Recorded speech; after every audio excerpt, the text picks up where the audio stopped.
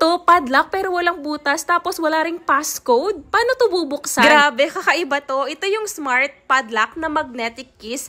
Yes, magnet yung gamit niyan. Ilalagay mo siya dito sa gilid para mabuksan. As you can see, tignan nyo naman, bubuksan ko yan using the magnet. Ngayon, nag-comment si kuya kasi sa una kong video, so sabi niya, bibili na lang daw ng same magnet keys yung magnanakaw tapos yun yung gagamitin niya.